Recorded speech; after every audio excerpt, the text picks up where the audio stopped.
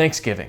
It's a story we all think we know. But what if I told you the tale of this holiday is a little bit different than you might expect? Nowadays, Thanksgiving is a time to be grateful, a time to be around family, a time to get really super drunk and watch your uncle OD on cranberry sauce. But I promise, it wasn't always like that. So grab yourself some mashed potatoes and a slice of tofurkey and have a seat at the table. Because in this video, I'm gonna tell you the real history behind Thanksgiving. Let me gobble at you a minute.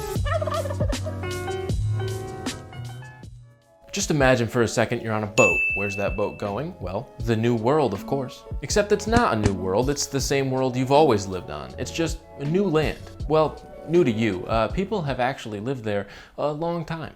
Either way, you're heading over, uninvited, and you're pumped. But when you get there, the people that were already there are like, But you hit a rock, and at this point, you might as well stay, right? See, if you're on a boat, and that boat's going to a new world that's not new at all, and it's like 1620-ish, then you're probably a pilgrim. You're probably wearing a hat with a buckle, even though hats don't need buckles, and maybe a doily around your neck. And you also definitely have a dangerous disease. Well, dangerous to the people you just met. Anyway, you and everybody on that boat that didn't die on the way over made this journey for religious freedom.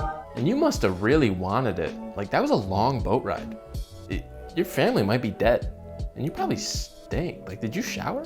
Worst of all, you didn't have a lot of snacks. So naturally, when you land on this land, you're like, damn, I'm kinda hungry. This boat I'm talking about is, of course, the Mayflower, a ship that brought 102 pilgrims to the coast of Massachusetts, and like 50 of them were still breathing by the time they got there. And those 50 were hungry sons of guns, except they really didn't know how to get food, which is kind of funny because the only reason they were able to make this journey is because they convinced their government that it would be profitable because of all the fishing they would do. The only thing they left out in that deal? The fact they didn't know how to fish. So as you can imagine, these pilgrims are not doing so hot, literally. They struggled to survive into the winter, but they did. And then during the winter, half the pilgrim population dies. They didn't have a disease or anything, they were just cold. So if you're keeping track, half the people on the boat died. And then a few months later, half the people at the settlement died. So now there's only like a couple dozen pilgrims running around trying to figure out how they're gonna catch a fish. Enter the Abenaki tribe. Well, not really enter, like I said, they've been there. And this is the part of the video when I need to focus on the story of Thanksgiving. Because Thanksgiving is special.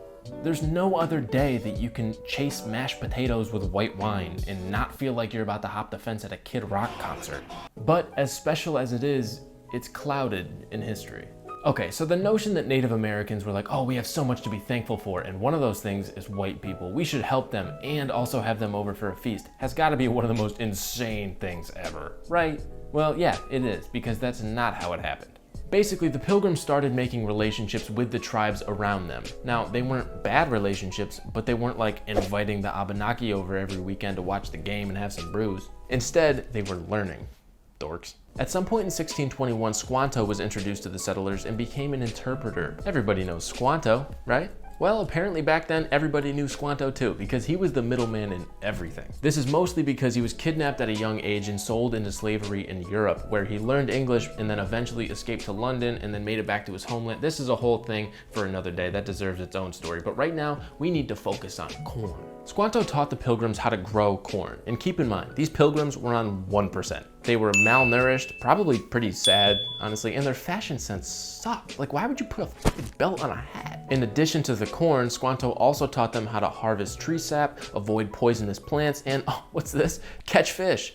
Yes. I mean, this dude was the LeBron James of showing people how to stay alive. He really turned the settlers' whole shit around. Perhaps most important, though, at least for this story, is the fact that Squanto introduced the Pilgrims to the Wampanoag tribe. Now, this is a good and bad thing. It's good because it started a peaceful relationship. It's bad because that pretty much never happened again and it didn't last long. But for the time being, it was okay. And thanks to the help from the Native Americans, the settlers actually had a really good harvest. So the governor was like, well, shit, we only have this because of them. Let's invite them over. So the colony's Native American allies came over and enjoyed the feast with them, a feast that is now regarded as the first Thanksgiving. They didn't have cranberry sauce or stuffing or even rhubarb pie, but the Native Americans did show up with 5 deer. So that was pretty tight. And just to clarify, the deer were dead. They didn't show up with 5 deer like, hey, hope you don't mind, we brought some friends. They ate the deer. It was one massive dinner. Well, it wasn't just a dinner, it was actually a 3-day feast. Oh, and they didn't call it Thanksgiving. That came way later. See, that first feast was pretty straightforward. Sure, we don't know exactly what happened, but we do know that the pilgrims stumbled onto America like a bunch of idiots who didn't know how to find food or eat, and the Native Americans helped them. And for that, they were thankful. Again, only for like a short time. History has a way of disappointing you. But you know how stories change. It's kind of like that game Telephone, where you sit in a line and whisper in somebody's ear and then they pass it along, and then at the end, it always gets messed up. You start by saying lemon and end up with like,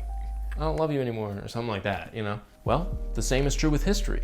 You start with the truth, and then sprinkle in a little ethnocentrism, and boom, you got a whole generation full of kids that think Squanto showed up in a Packers jersey with a pumpkin pie. So a ton of years after that first feast, George Washington issued the first Thanksgiving proclamation as a way to say yippee for gaining their independence. And then it wasn't until 20 years later that the first state accepted Thanksgiving as an annual holiday. And then 10 years after that, this woman named Sarah Josepha Hale, which could not be a more woman in the 1800s name, had some serious gumption and was like, hey, why don't we be thankful one day a year? I know it's ambitious, but look, we could eat turkey and also stuff turkey full of bread. It didn't take much convincing and everybody was on board right away.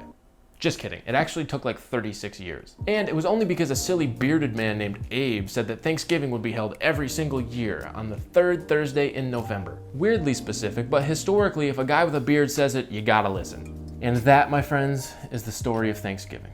It's a wild ride, but it's a story that's been altered and adjusted throughout the course of history. And who knows, it's a story that could and probably should continue to rewrite itself. And now we have traditions all over the country. Some people have big family gatherings. Other people watch football all day. Some people watch a big Pikachu balloon walk through New York City. Hell, the president pardons a turkey. You know, everybody always worries about how the US looks to other countries, but how do you think it looks when our leader spends their Thursday morning freeing poultry? But like I said, Thanksgiving is special. So I'll close this video the same way I opened it. Remember, Thanksgiving is a time to be around family and a time to be grateful. Most importantly though, it's time to get that cranberry sauce out of your uncle's direct line of vision, or else you're gonna be spending Black Friday in urgent care with your cousins. I hope this video was informative, and I hope you take it upon yourself to study up on our nation's history, because you can't always believe what you were taught. Except for 2 things, how to grow corn and how to not wear a buckle on your hat. Happy Thanksgiving.